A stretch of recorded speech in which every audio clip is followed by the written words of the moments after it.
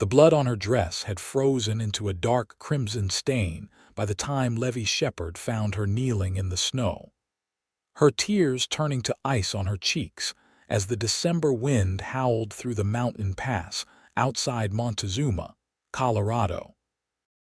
It was 1882, and winter in these Rocky Mountain mining camps came swift and merciless, claiming the unprepared and unwary with the same cold indifference as the harsh men who carved gold from stone.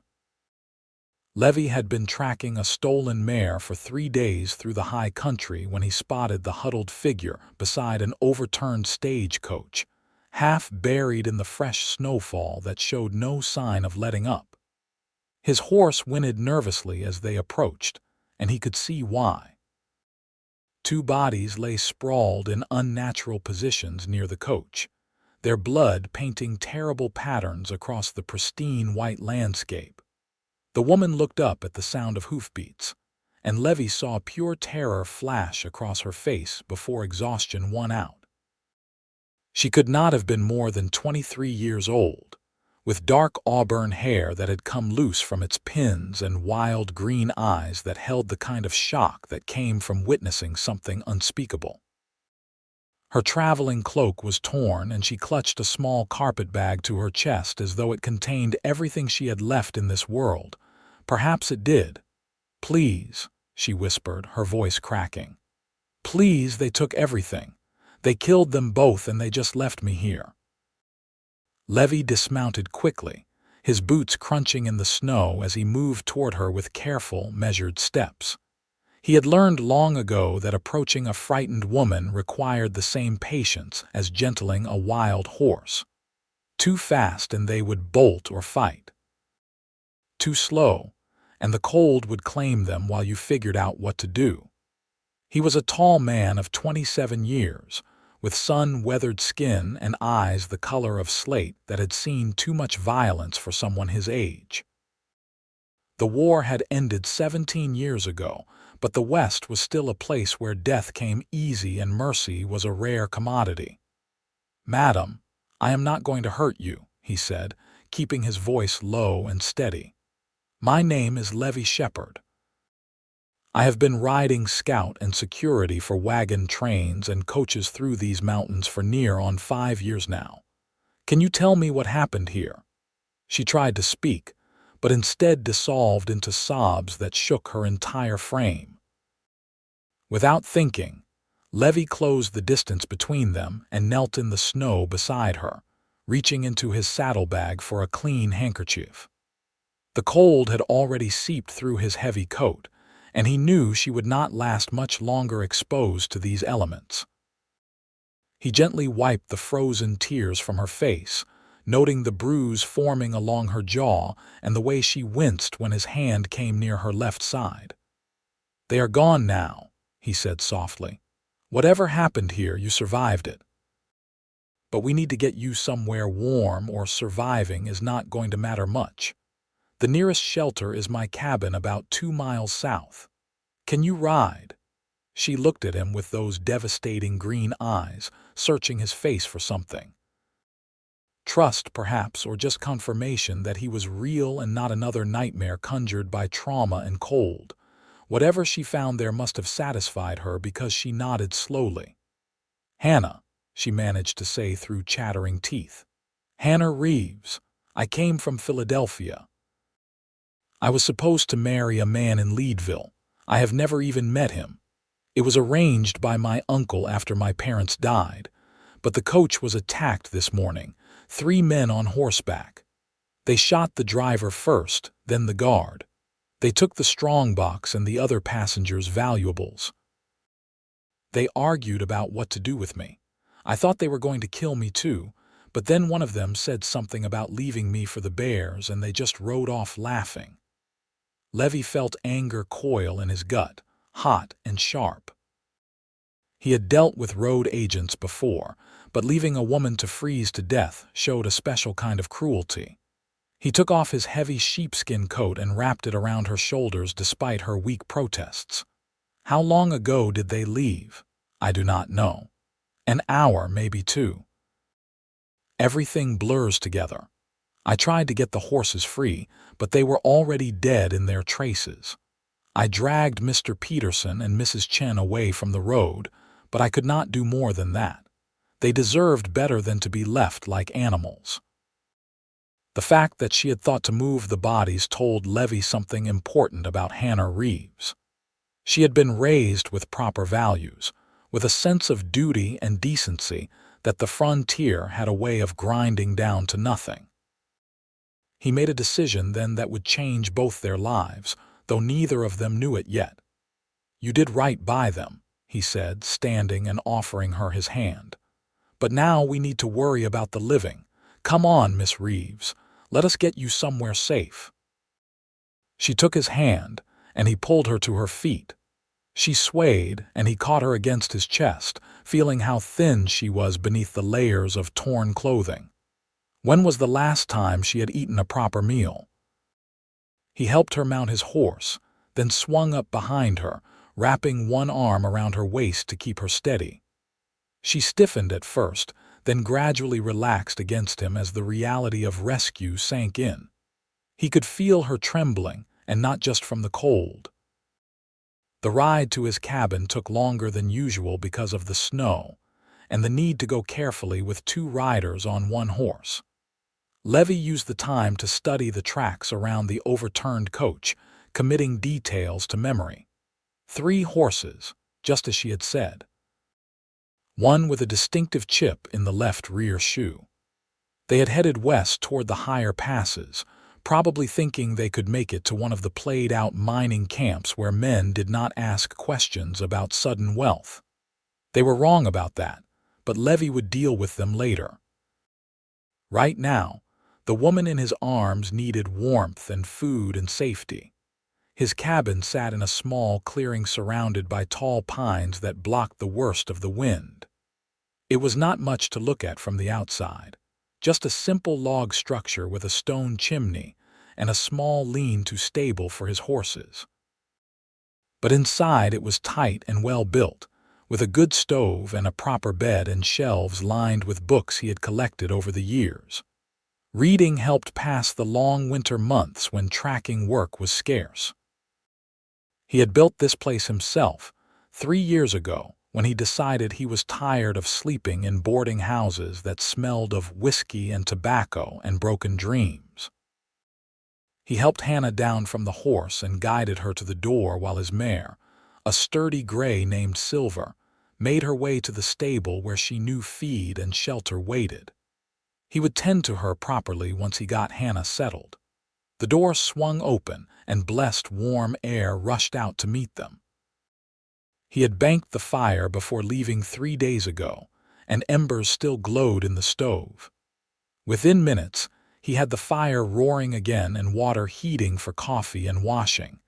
Hannah stood in the center of the single room, still clutching her carpetbag, looking lost and overwhelmed. Levi pulled his one good chair close to the stove and gently guided her into it. "Sit here and warm up," he said. "I am going to tend to my horse, then I will see about getting you out of those wet clothes and into something dry. I know you must have 100 questions, but first things first. You need to get warm all the way through, not just on the surface. Frostbite can set in subtle like, and you will not even know until it is too late." She nodded mutely, her eyes following him as he moved around the cabin gathering supplies. He laid out a clean shirt and a pair of wool trousers that would be far too large for her but would be warm and dry. He added a thick pair of socks and a blanket. Then he stepped outside to care for Silver, giving Hannah privacy to change. The cold hit him like a fist after the warmth of the cabin, but he barely noticed. His mind was working through the logistics of the situation. Hannah needed more than just rescue from the cold. She needed protection from whoever had left her to die, and she needed a plan for what came next. The man in Leadville expecting a bride would have to wait, or more likely, would never meet Hannah Reeves at all. Levi had a feeling she was reconsidering that particular arrangement. He rubbed Silver down thoroughly, checking her legs and hooves for any signs of strain from carrying double. She was a good horse, steady and smart, and she had earned her feed twice over today. He made sure she had plenty of hay and a ration of grain before filling her water bucket from the pump. The chickens in their small coop clucked softly, and he collected 3 eggs, thinking about breakfast. When he finally made his way back to the cabin, stamping snow from his boots, he found Hannah had changed and was sitting exactly where he had left her, staring into the flames. She looked impossibly young in his oversized shirt, the sleeves rolled up several times and the tails hanging past her knees. Her hair had dried somewhat, and he could see now that it was the color of burnished copper with streaks of gold. She had washed her face in the basin he had left out, and the bruise on her jaw stood out starkly against her pale skin. "Better?" he asked, hanging his hat on a peg by the door. "Yes, thank you. I do not know what I would have done if you had not come along. I was beginning to think I would simply fall asleep in the snow and never wake up." "You would have," Levi said bluntly, "because sugar-coating the truth never helped anyone survive out here. These mountains do not forgive mistakes or bad luck. You were fortunate I was in the area." He set about making coffee and heating up a pot of stew he had left hanging in the cold cellar. It was simple fare, just venison and potatoes and carrots, but it was hot and filling. While it warmed, he examined the supplies in her carpet bag that she had finally set aside. A few dresses, carefully folded. A small photograph of a stern-looking couple he assumed were her parents. A Bible with her name inscribed inside. A letter, opened and refolded many times, that must have been from her intended husband, and tucked in the bottom, a small cloth bag that clinked softly. He looked at her questioningly. "My dowry," she said quietly. $50 in gold coins. It is all I have left from my parents' estate.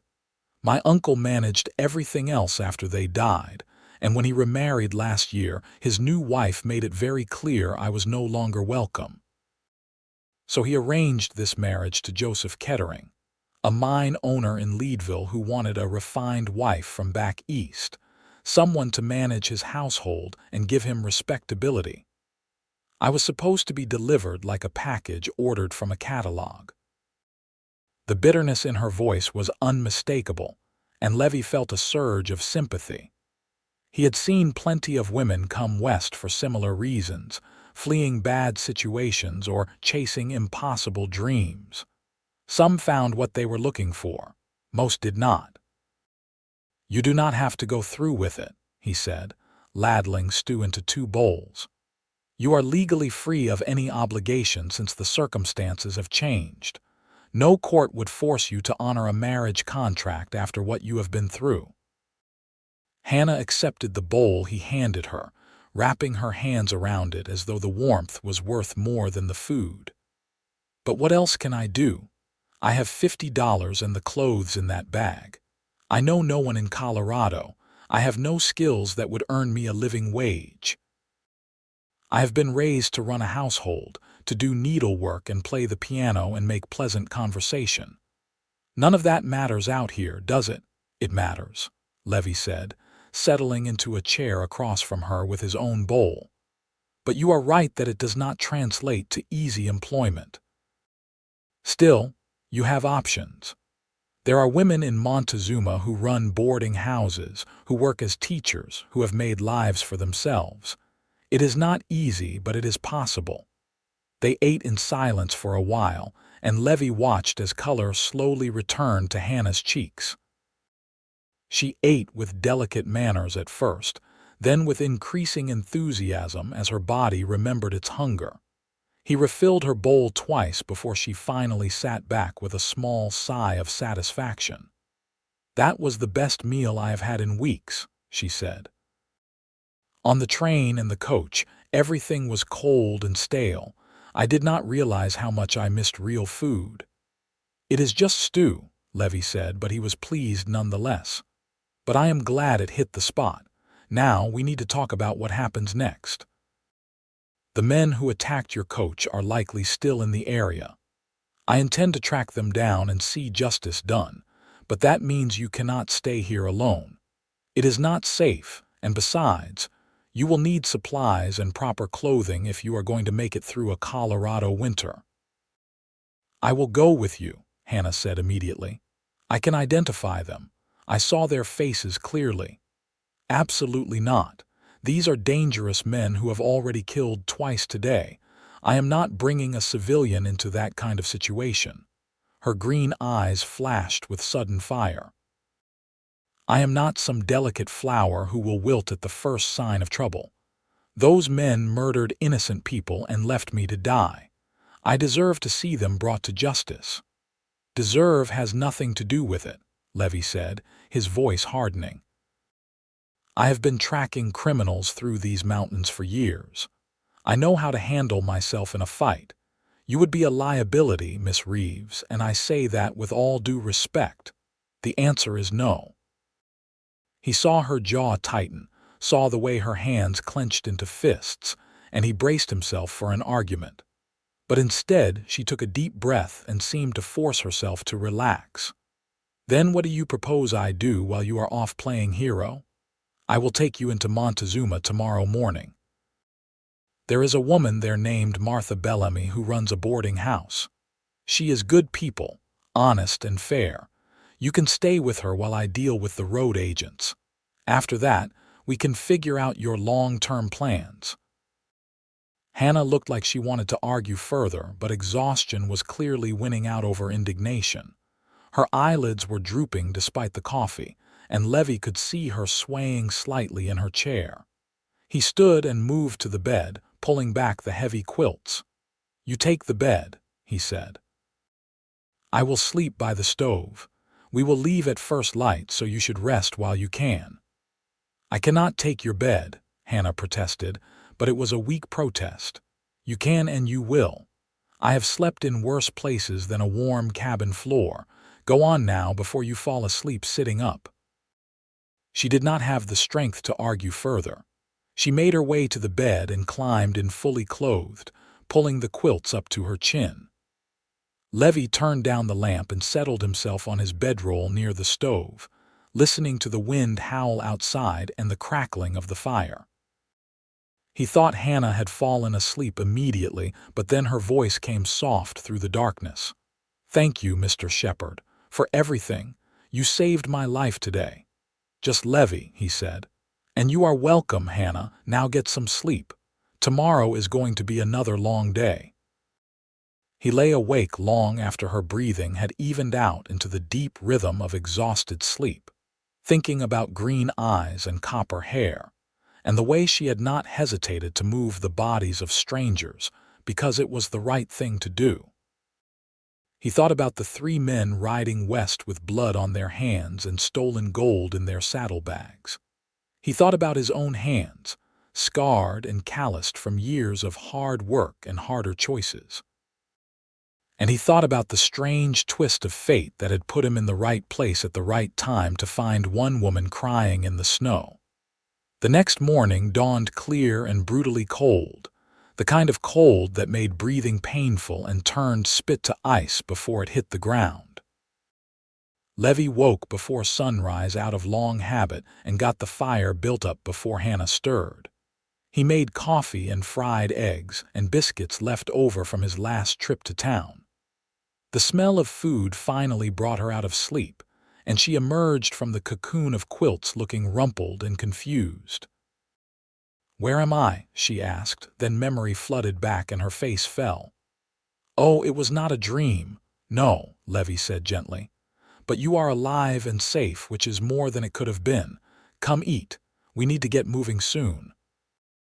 They ate quickly, and Levi packed supplies while Hannah braided her hair with practiced efficiency. He noticed she moved more easily today, though she still favored her left side where he suspected she had bruised or cracked ribs. She caught him watching and straightened her posture despite the obvious pain it cost her. "I am fine," she said. "You do not have to pretend with me. Being hurt does not make you weak. It makes you human." Something in her expression softened at that, and she nodded slowly. "I think I cracked a rib when the coach overturned. It hurts to breathe deeply, but I have had worse." Levi wanted to ask about that, about what kind of life she had led that gave her a basis for comparison to yesterday's horror, but it was not the time. Instead, he helped her into his spare coat, which fit better than his shirt had, and they headed out into the brittle morning. The ride into Montezuma took just under an hour, following a trail that wound down from the high country into the valley, where the town huddled against the Snake River. It was a typical Colorado mining settlement, a collection of wooden buildings and tents that had somehow achieved permanence through sheer stubbornness. The population swelled and shrank with the fortunes of the local mines, but there was a core of residents who had put down real roots. Martha Bellamy was one of them. Her boarding house stood on the main street, a two-story structure that actually looked sturdy and well-maintained. Smoke rose from multiple chimneys, and through the windows Levi could see the warm glow of lamplight. He helped Hannah down from Silver and tied the horse to the hitching post before knocking on the front door. Martha answered almost immediately. A small dynamo of a woman in her 50s with iron-gray hair and sharp blue eyes that missed nothing. She took one look at Hannah's bruised face and borrowed clothes and immediately ushered them both inside. "Levi Shepherd, what have you dragged in from the cold this time?" she demanded, but her hands were already gentle as she guided Hannah to a chair in her warm kitchen. "Stagecoach robbery up on the pass," Levi said. "This is Hannah Reeves. She was the only survivor. I need to leave her somewhere safe while I track down the men responsible." Martha's expression darkened. "I heard something about a missing coach." "Tom Riley came through yesterday saying he found an overturned rig and 2 bodies.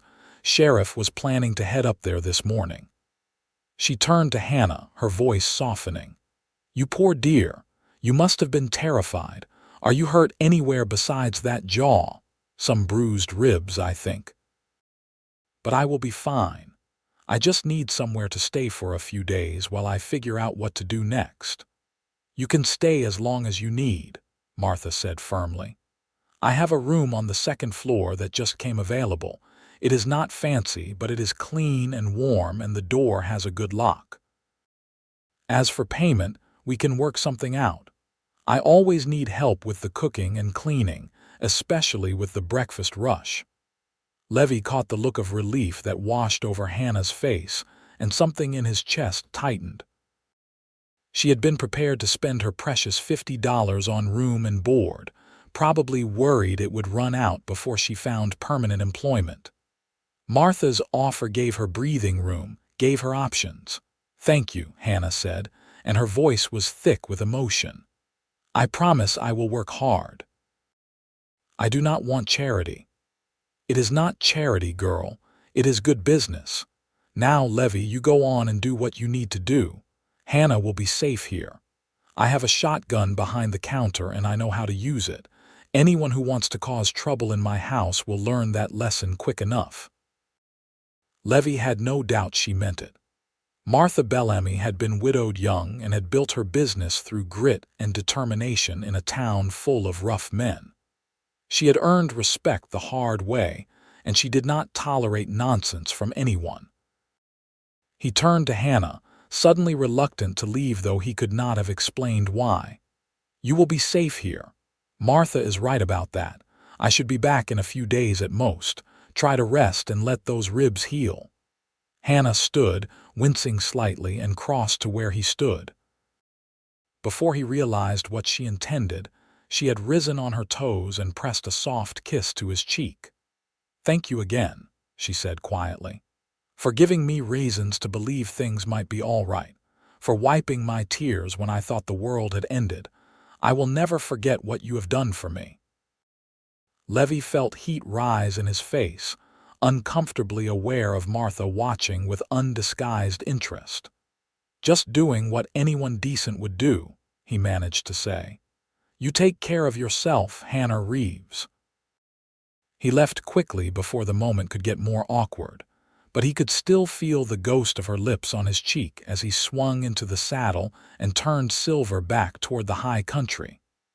He had road agents to hunt, and the trail would be getting colder by the hour. But part of his mind stayed in Montezuma, in a warm boarding house kitchen where a woman with green eyes had kissed him goodbye. The tracking took 4 days instead of the 2 he had estimated, because the men he was hunting were smarter than average and had split up after the robbery to confuse pursuit. Levi tracked them methodically, following the horse with the chipped shoe first because it left the clearest trail. It led him to a played-out mining claim 20 miles west of Montezuma, where he found the first man holed up in a collapsing shack with a bottle of whiskey and a guilty conscience. The confrontation was brief and violent. The road agent went for his gun before Levi finished identifying himself, and Levi put 2 bullets in his chest before the man cleared leather. He died cursing and choking on blood, the stolen gold scattered around his body like useless yellow rocks.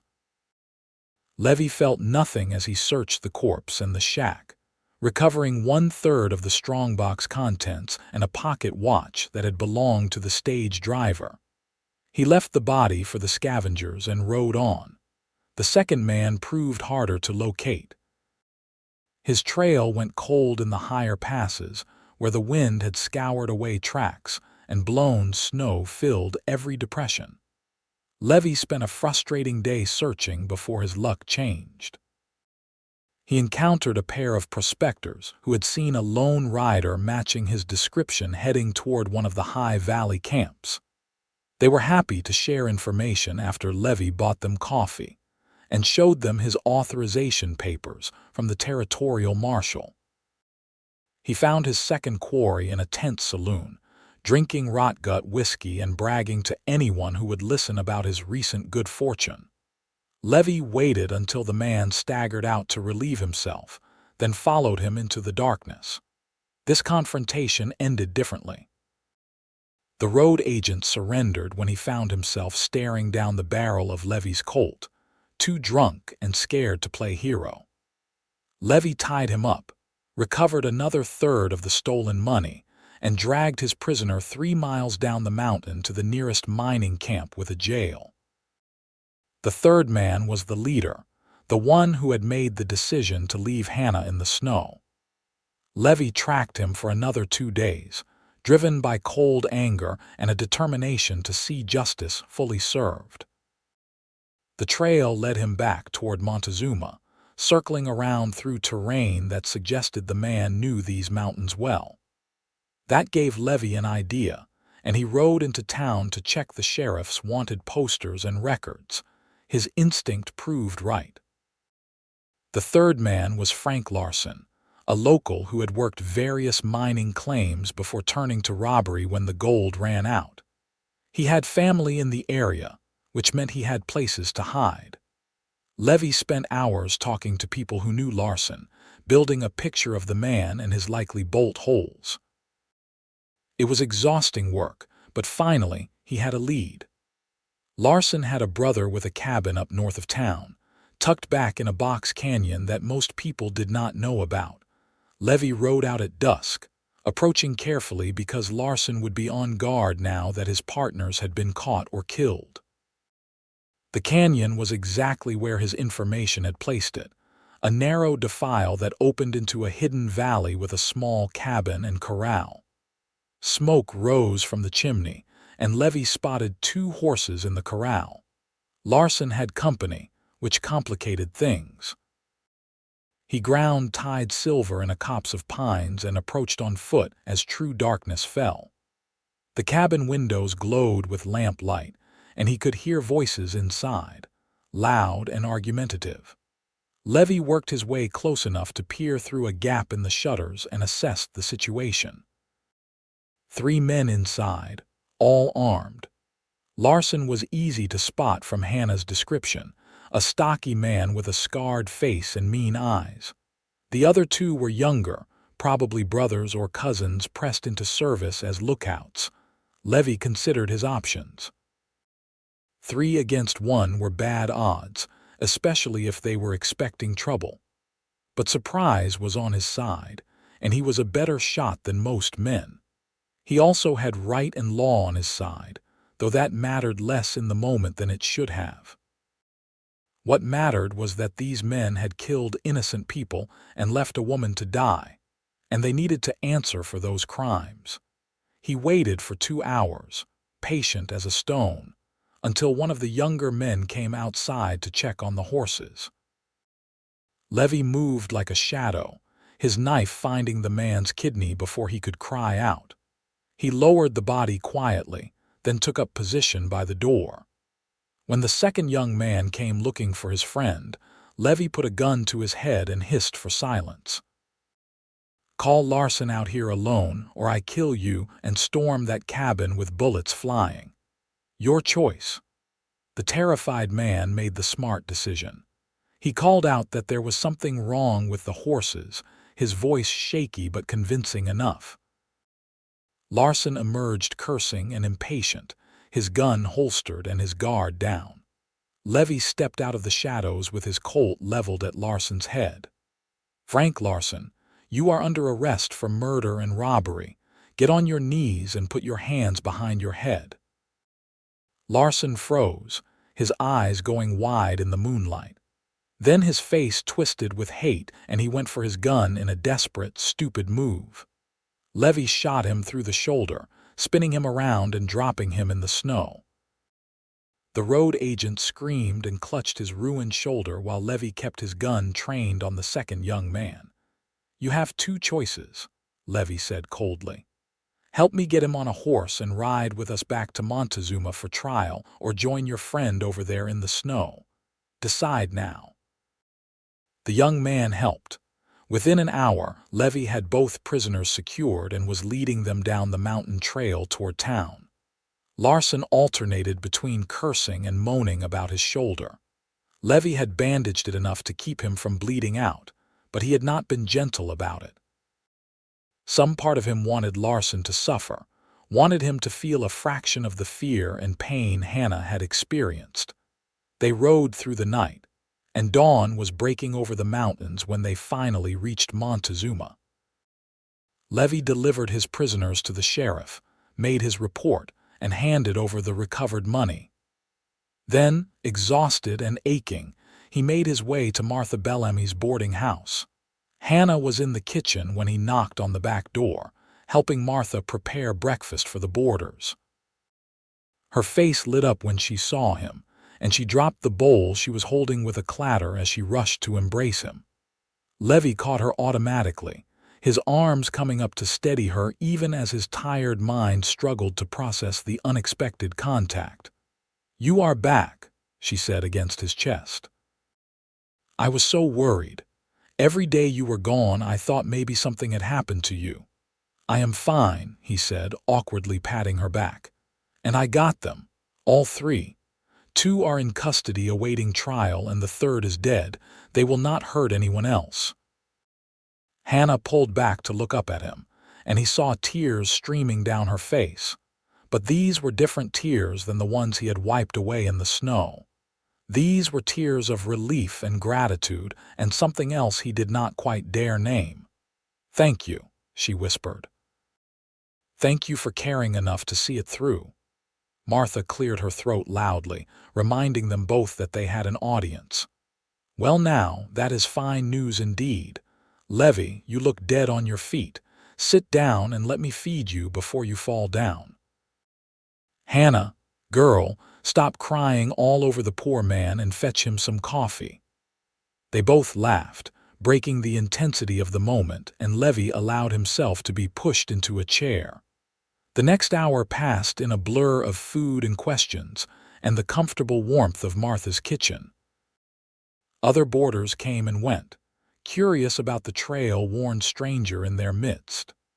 Hannah stayed close, fetching him coffee and biscuits and listening intently while he described the hunt in careful, edited terms that left out the worst of the violence. Eventually, exhaustion caught up with him completely, and Martha shooed Hannah away to deal with breakfast while she led Levi upstairs to a vacant room. He protested that he could ride back to his cabin, but she dismissed that notion with a firm shake of her head. "You will sleep here today where someone can make sure you do not die of exhaustion. Your cabin will still be there tomorrow.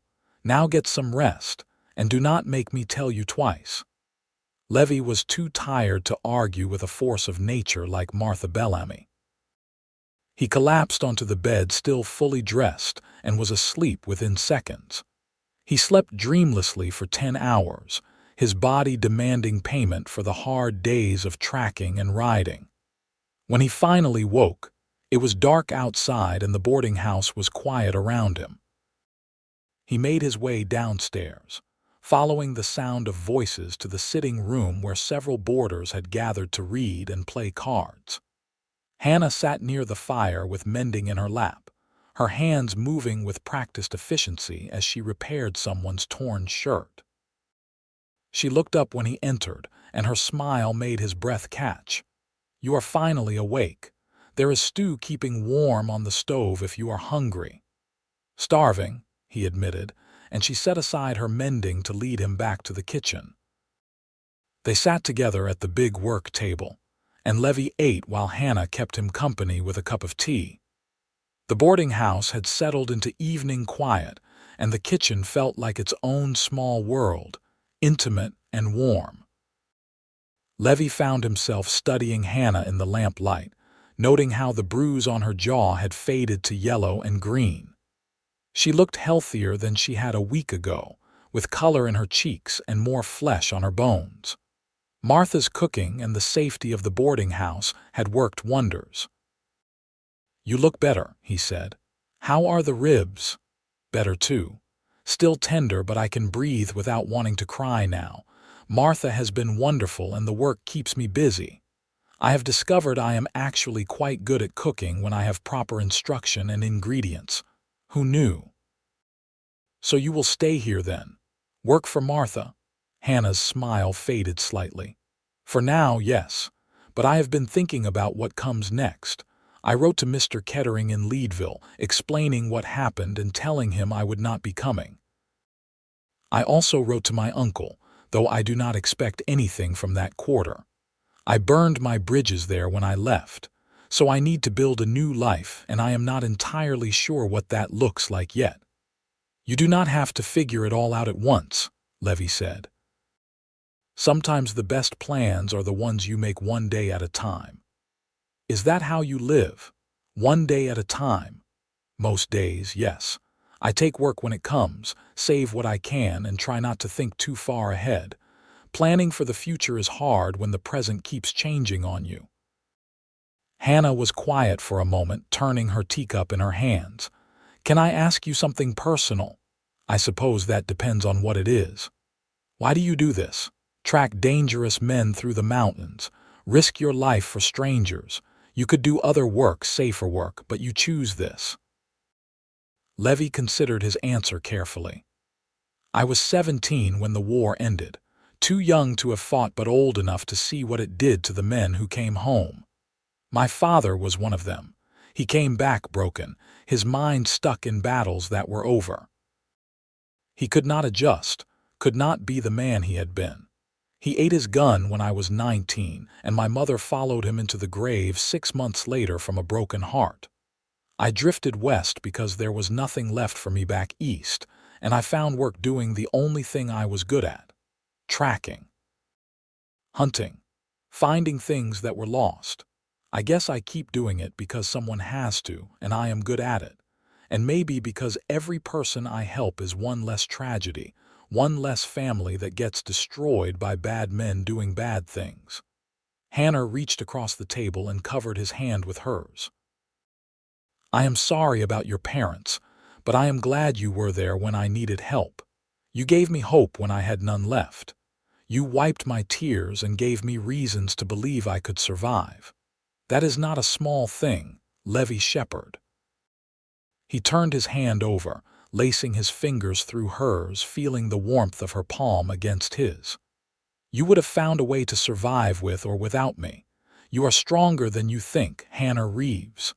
Maybe, but I am glad I did not have to find out."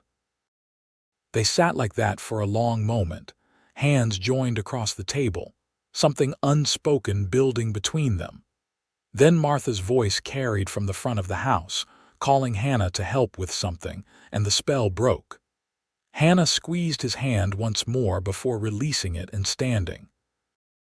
"Will you be here tomorrow?" she asked. "Or are you heading back to your cabin?" "I will be around for a few days at least. I need to collect my payment from the sheriff and file my reports. After that, I suppose it depends on whether any new work comes along." "Good. Then I will see you tomorrow." She left with a soft rustle of skirts, and Levi sat alone in the kitchen, staring at his empty stew bowl and thinking about green eyes and gentle hands, and the way her smile made something in his chest feel too tight. He had not planned on feeling anything for Hannah Reeves beyond professional concern. But somewhere between wiping her tears in the snow and hunting down the men who had hurt her, something had changed. He found himself wanting to stay in Montezuma not because of work, but because leaving would mean not seeing her again. The realization should have worried him. Instead, it felt right in a way few things in his life ever had. The next several weeks passed in a strange, pleasant routine. Levi found excuses to stay in Montezuma. There was always another report to file, another conversation with the sheriff about the upcoming trial, another odd job around town that needed someone with his particular skills.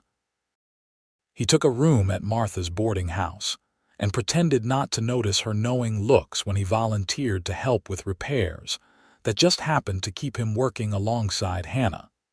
He fixed the sagging porch rail and replaced 3 broken window frames.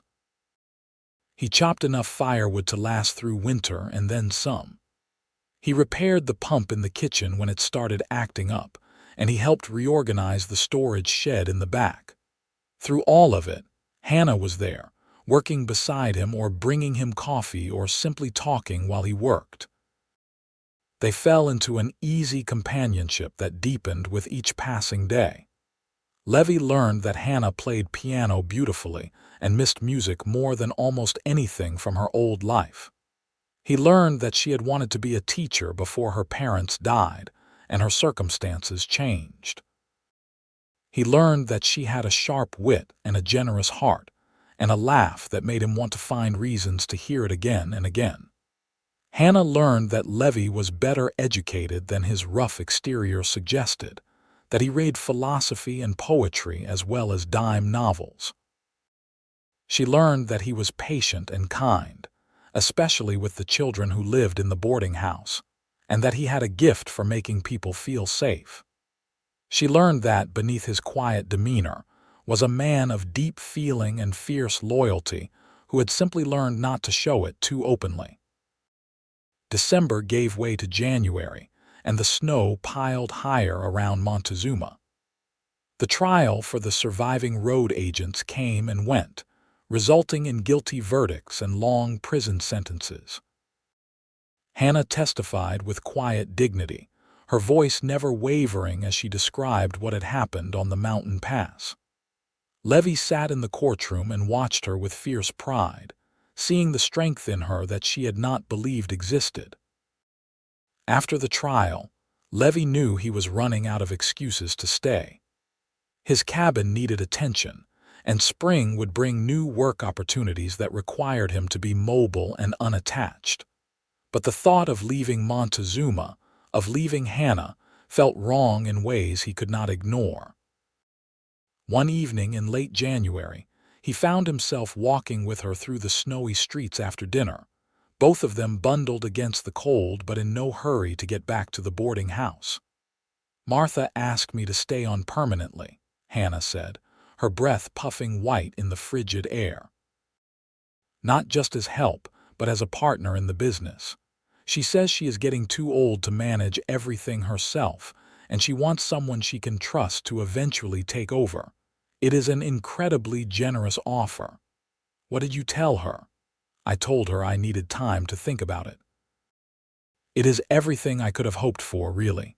Security, purpose, a place where I belong. But something holds me back from saying yes, and I am not entirely sure what it is. Levi stopped walking, turning to face her. The street was empty around them, the cold keeping sensible people indoors.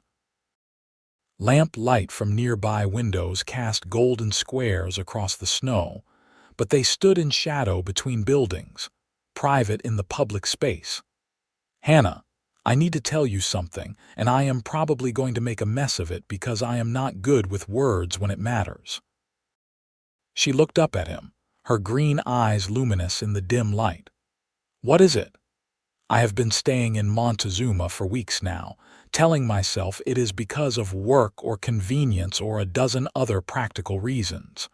But the truth is I stayed because of you. Because the thought of riding away and not seeing you again makes my chest hurt.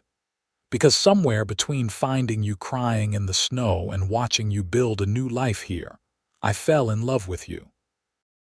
And I know it is fast and probably makes no sense. And I know I have nothing to offer you compared to stability and partnership with Martha. I am just a man who lives in a cabin in the woods and chases criminals for money. But I needed you to know how I feel before I lose the nerve to say it. Hannah stared at him for a long moment, and Levi felt his heart hammering against his ribs. He had faced down armed men without this level of fear, but those confrontations had never mattered like this one did.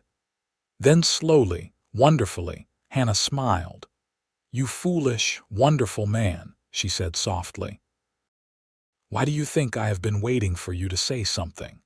Why do you think I have not given Martha a definitive answer? I have been falling in love with you too, Levi Shepherd. You wiped my tears when I thought I would die alone in the snow. You gave me reasons to hope again, to smile again, to believe I could have a future worth living. How could I not love you?" Levi felt something enormous and terrifying and utterly right settle into place inside him. He reached up to cup her face in his hands, his thumbs brushing across her cold cheeks. "I am going to kiss you now, if that is all right." "I was beginning to wonder if you ever would," she said, and then his lips were on hers and nothing else mattered. The kiss was gentle at first, tentative, both of them learning the shape and taste of each other.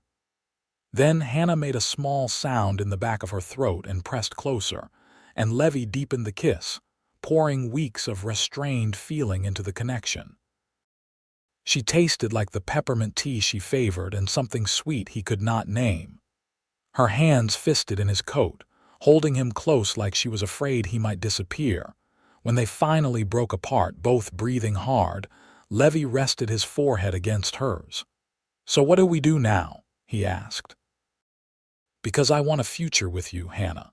I want to court you properly and eventually marry you if you will have me, but I do not know how to make that work with my life and your opportunity here." Hannah was quiet for a moment, thinking, what if we found a way to do both? You could still take tracking jobs, but use Montezuma as your base instead of your cabin. Martha does not need me there every single day, especially if we bring on additional help.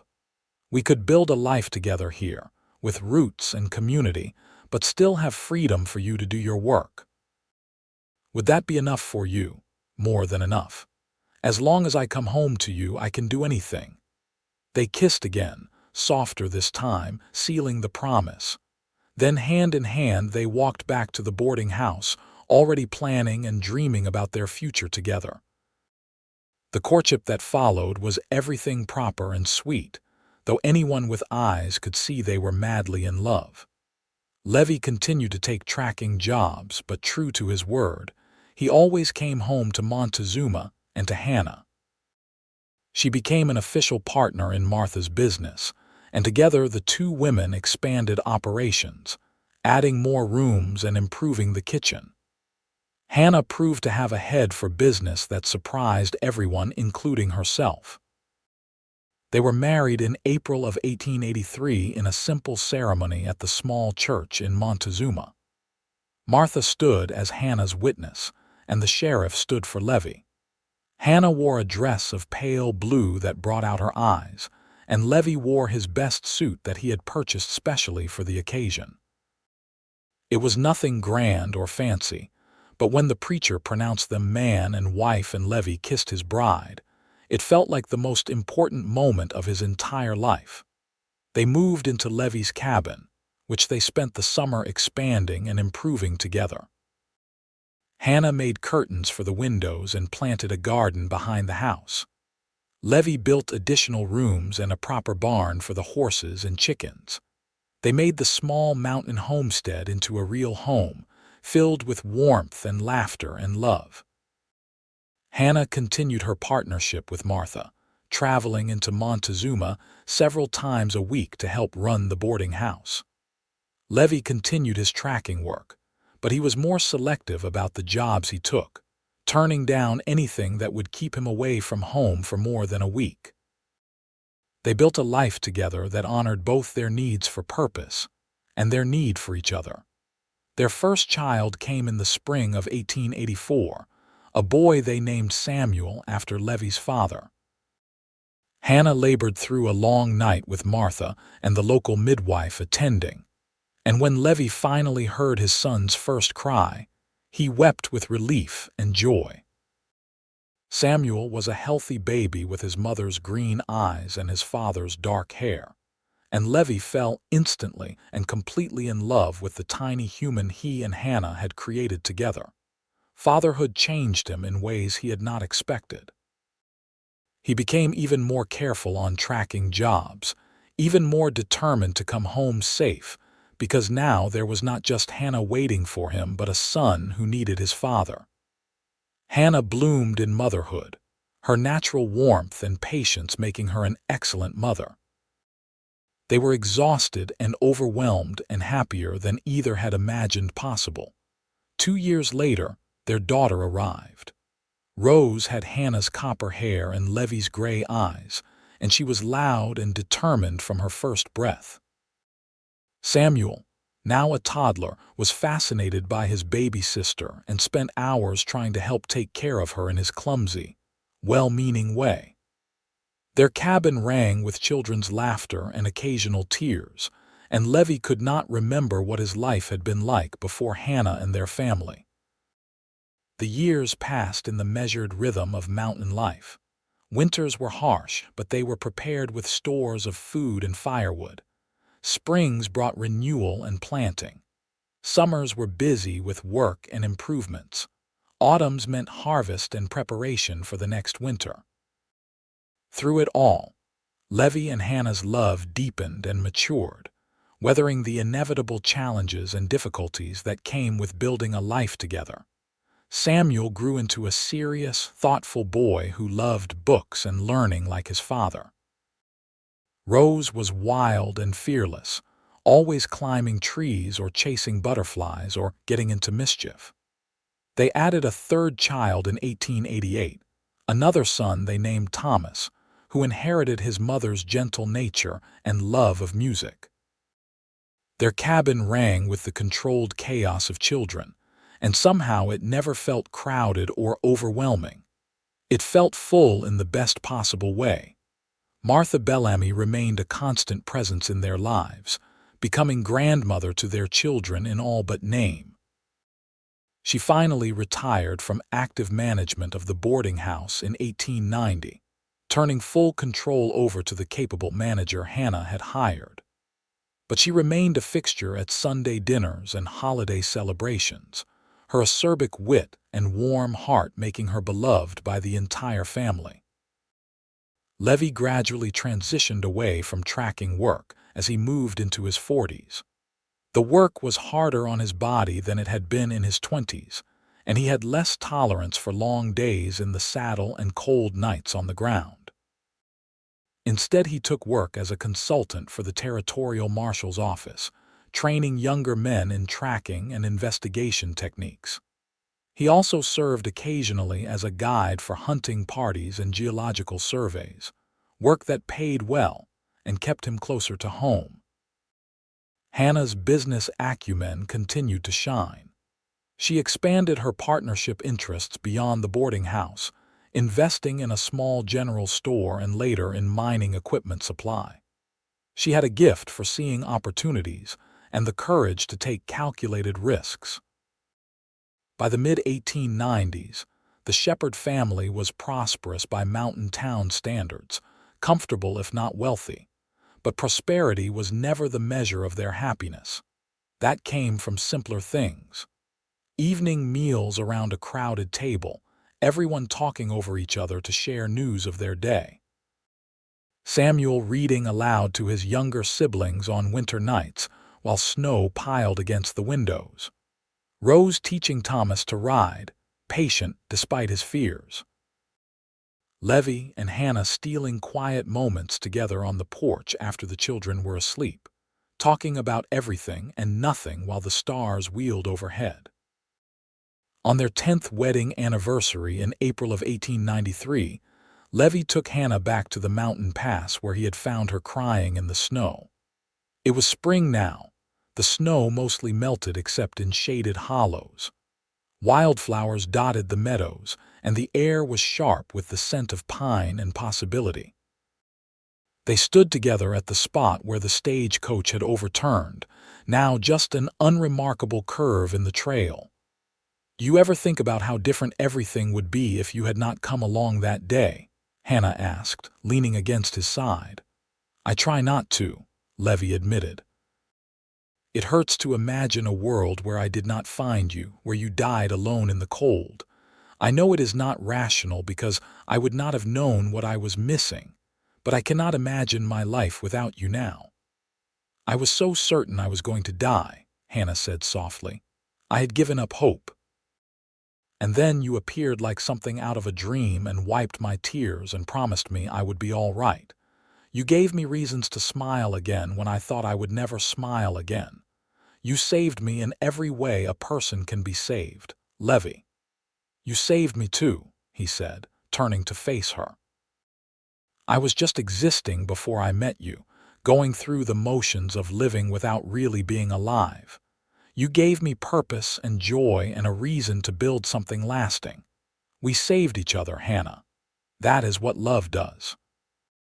She kissed him then, soft and sweet, a kiss that tasted of 10 years of marriage and partnership and building a life together. When they broke apart, Hannah was smiling through tears, but these were happy tears, the kind that came from overwhelming gratitude and love. They rode back down the mountain together as afternoon shadows lengthened, eager to get home to their children and the life they had built together. The cabin came into view as they rounded the last bend, smoke rising from the chimney and lamplight already glowing in the windows.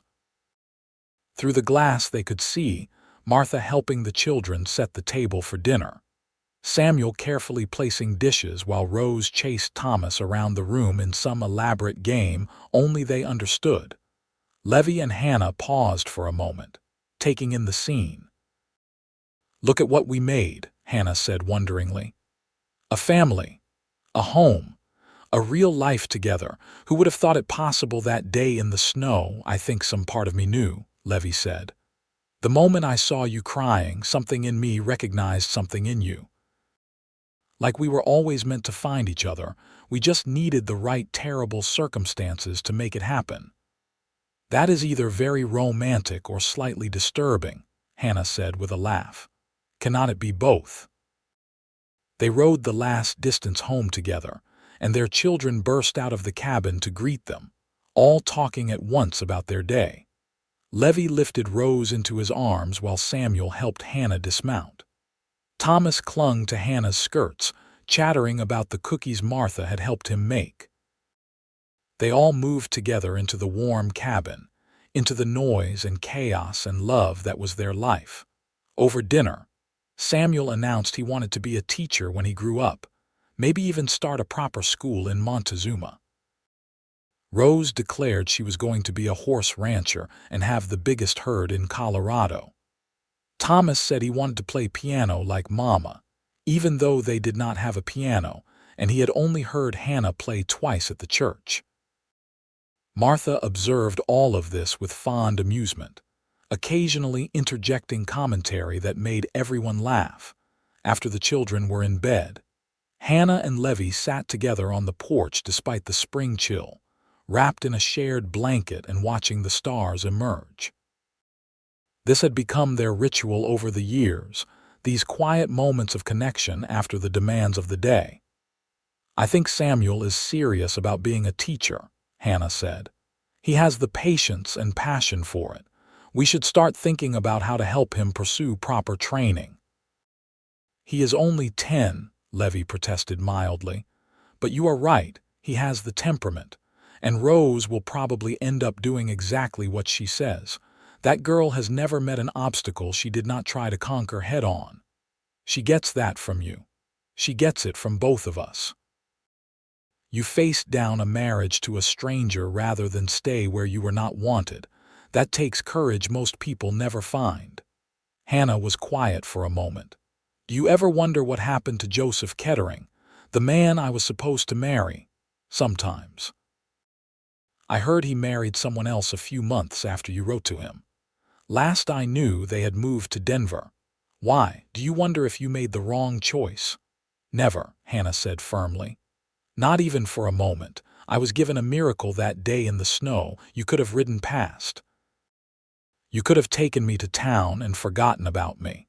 But you cared enough to see me through the worst moment of my life, and then stayed to see me through all the moments after. How could I ever regret choosing love over convenience?" Levi pulled her closer, breathing in the familiar scent of her hair. "I love you, Hannah Shepherd, more today than yesterday and less than tomorrow." "That is terribly sappy," she said, but her voice was warm with pleasure. "You married me knowing I read poetry. You should have expected this." They sat together in comfortable silence, watching the moon rise over the mountains that had brought them together. The years ahead would bring more changes and challenges. Samuel would indeed become a teacher, eventually founding a school that served the mountain communities for decades. Rose would marry a rancher and help build one of the most successful cattle operations in the region. Thomas would discover he had perfect pitch and eventually study music in Denver before returning home to teach.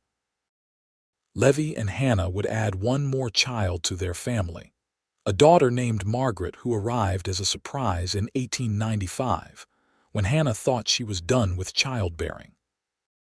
They would weather economic downturns and harsh winters, and the inevitable trials that came with raising children and building a life. But through all of it, their love remained the foundation upon which everything else was built. When Martha Bellamy passed peacefully in her sleep in 1899, Hannah mourned the woman who had given her a chance when she had nothing. They named their next grandchild after her, ensuring her memory lived on in the family she had helped create. The boarding house continued to thrive under new ownership, but Hannah made sure a portrait of Martha hung prominently in the dining room, honoring the woman who had shown such kindness to a desperate stranger.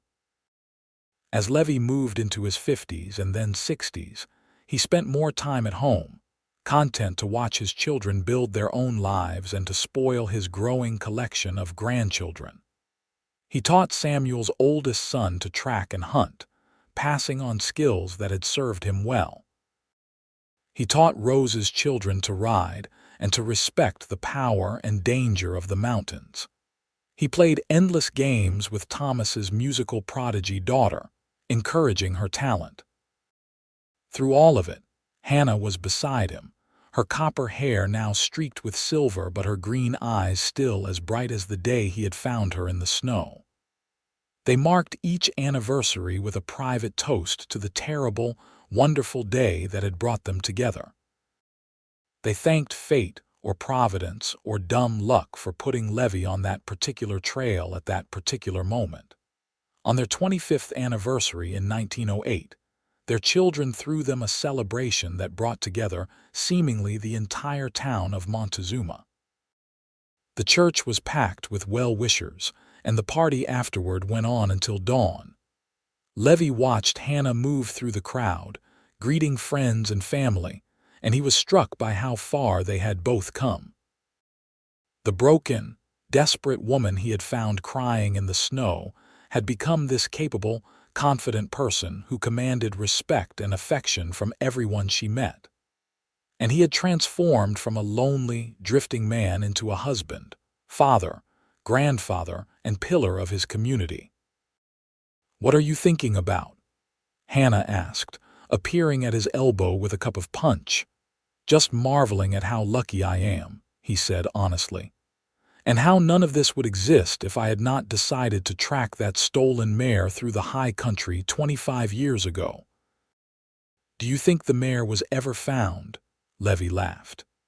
"You know, I never did finish that job. I got so focused on tracking down the road agents that I forgot all about why I was up there in the first place. I hope she found her way home on her own." "Perhaps she was an agent of fate," Hannah suggested with a smile, "deliberately getting herself stolen just to put you on the right trail at the right time. That mare was a cantankerous old thing that probably orchestrated the whole situation out of spite. It would be just like her." They laughed together, and Levi pulled Hannah close for a kiss that made their children groan and their grandchildren giggle. They were old now by the standards of the frontier, but their love was as fresh and vital as it had been the day they married. The years continued their steady march. The automobile began to appear on mountain roads, though Levi never trusted them and stuck with horses until the end. The world changed around them, becoming louder and faster and more complicated.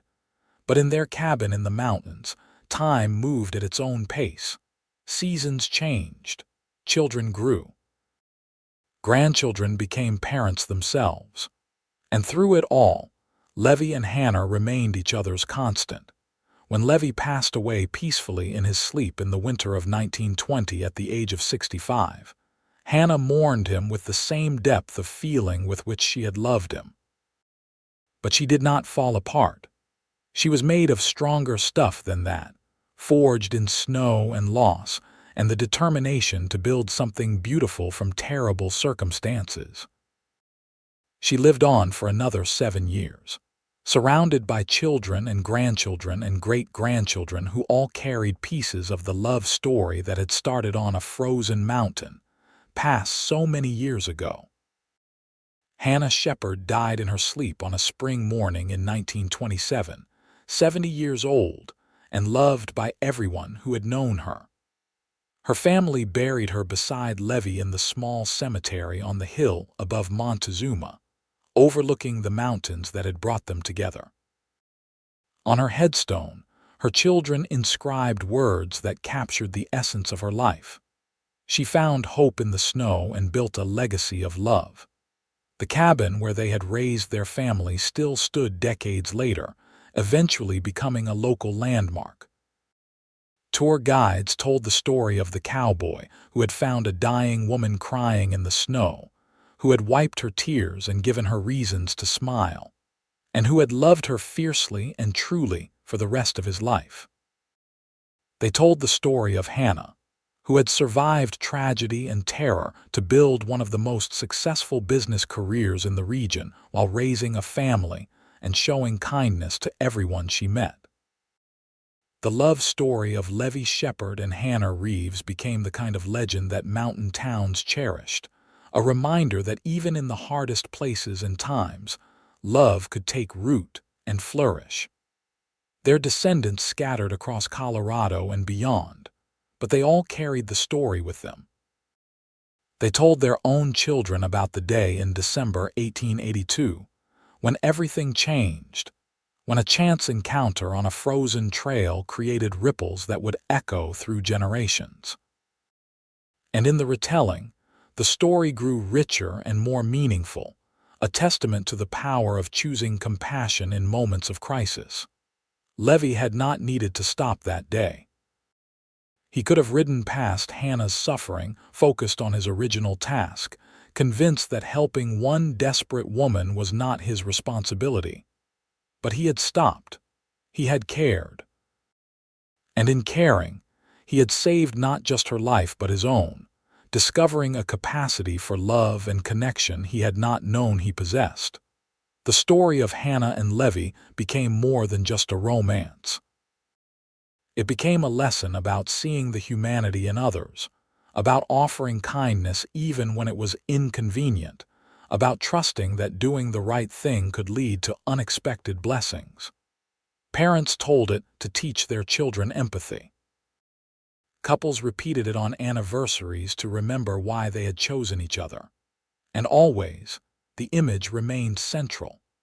A woman crying in the snow, a cowboy who stopped to wipe her tears, and the beautiful, impossible future they built together from that single moment of grace.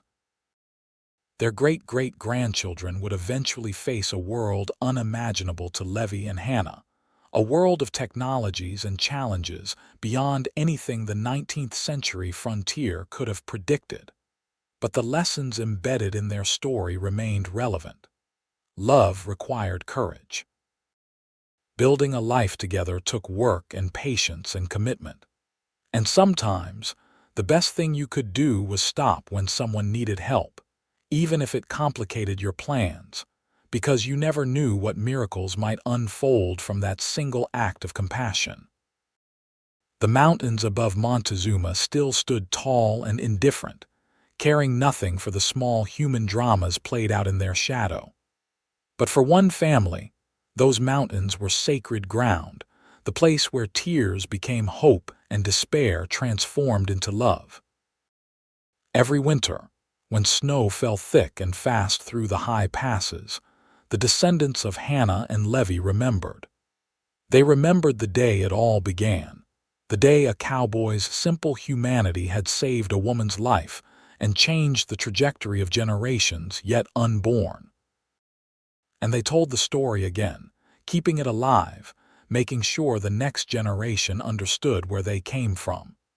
They told of tears wiped away with a gentle hand. They told of reasons to smile rediscovered through kindness. They told of love that grew from the smallest seed of compassion into something vast and enduring.